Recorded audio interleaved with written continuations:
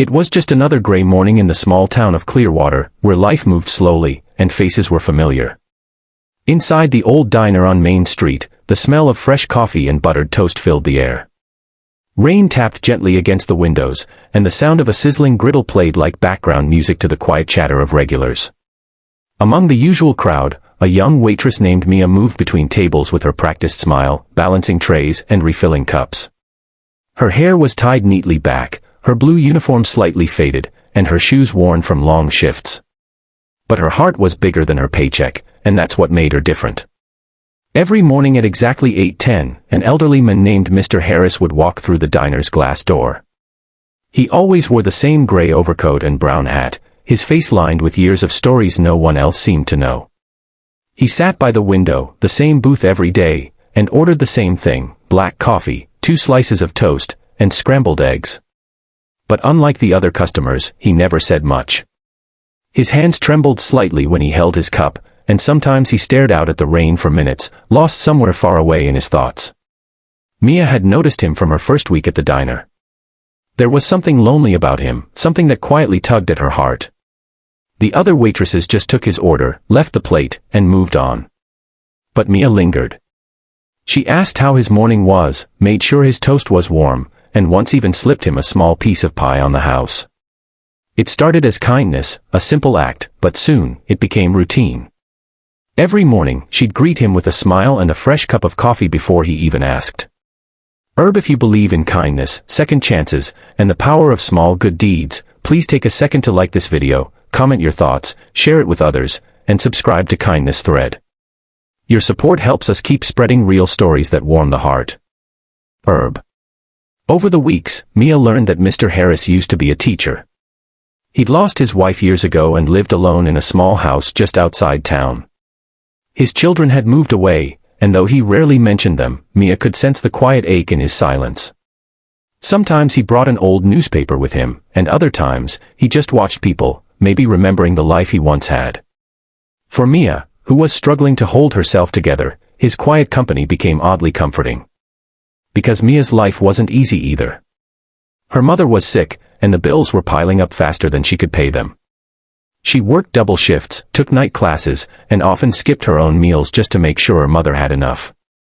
There were nights she cried alone in her small apartment, wondering how much longer she could hold everything together. But every morning, no matter how tired she was, she greeted Mr. Harris with warmth. Helping him, even in small ways, reminded her that kindness still mattered, that maybe life wasn't all struggle. One cold winter morning, when the snow had begun to fall, Mr. Harris didn't show up. Mia noticed right away. The booth by the window stayed empty, and something inside her tightened with worry. The next day came, and still no sign of him. She even asked a few regulars if they'd seen him, but no one knew. On the third morning, she called the small local hospital, and her heart sank when she heard he had been admitted after a fall at home. Without thinking twice, she took her short break and went to see him. When Mia walked into the hospital room, Mr. Harris looked frail but surprised, and grateful. No one else had come. She stayed by his side for a few minutes, brought him a small muffin from the diner, and promised she'd check on him until he got better. For the next week, she did just that. Between shifts, she'd visit him, bring small things, coffee, a flower, sometimes just a smile. The nurses began to notice her dedication, whispering among themselves that the waitress from the diner had a heart of gold. A week later, Mr. Harris returned to the diner. His walk was slower, his hands weaker, but his eyes, they were softer now, brighter even.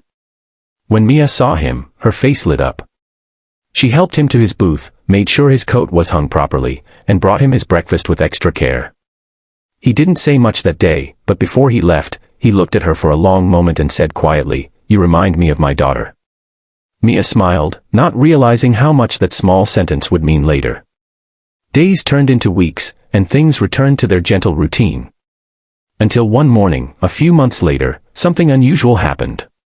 It was just past 8:10, and Mia was refilling sugar containers when the diner door opened. But it wasn't Mr. Harris. Instead, 4 men in black suits walked in, their presence so sharp it cut through the room's calm. Behind them came 2 lawyers, serious-looking, holding folders, and the entire diner fell silent. Mia froze when they stopped near her counter. "Are you Mia?" one of them asked. Her heart skipped. Yes, is something wrong? The lawyer smiled faintly. We represent Mr. Harris. Before she could respond, one of the men handed her a sealed envelope. The lawyer continued, Mr. Harris passed away last week. He spoke highly of you. He wanted us to deliver this personally. Mia's breath caught in her chest. The sound of dishes, the hum of chatter, everything around her faded into silence. She could barely hear herself whisper, he passed away. The lawyer nodded, his tone soft now. He left something for you. Inside the envelope was a handwritten letter and a folded document. Her hands trembled as she opened it. The letter was simple but heartfelt. Mr. Harris thanked her for her kindness, for the mornings she brightened, the warmth she gave, and for reminding him that compassion still existed in a world that often forgets it. He wrote that in his final years, her small acts of care had meant more than she could imagine. Then came the part that left her speechless. The document stated that Mr. Harris had transferred ownership of his old house to Mia. Along with it, a small sum of money, enough to clear her mother's medical bills and finally give her a chance to breathe. The lawyers explained that he had no surviving family willing to claim his estate.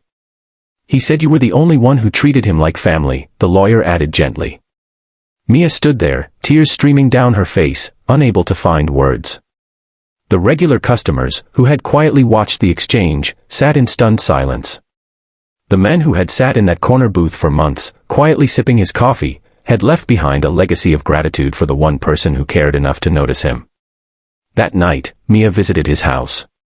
It was small but warm, filled with books, photographs, and memories frozen in time. On his desk, she found a framed picture, one she hadn't seen before. It was of her and Mr. Harris, taken by another customer one morning when they were laughing over spilled coffee. He had framed it.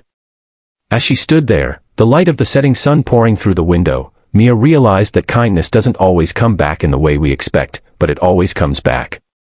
She closed her eyes, whispered a quiet thank you, and promised to keep his memory alive by continuing what she'd always done best, spreading kindness wherever she could. If this story touched your heart, please like the video, share it with someone who needs hope today, and subscribe to Kindness Thread for more real stories that remind us of the goodness still left in this world. Before you go, tell us in the comments, what's one small act of kindness you believe can change someone's day? Your words might inspire someone else to do the same. And as the final light faded from Mr. Harris's old house, Mia smiled softly, because in helping a lonely old man, she had unknowingly been given the greatest gift of all, the reminder that love, in its simplest form, is the most powerful legacy we can leave behind.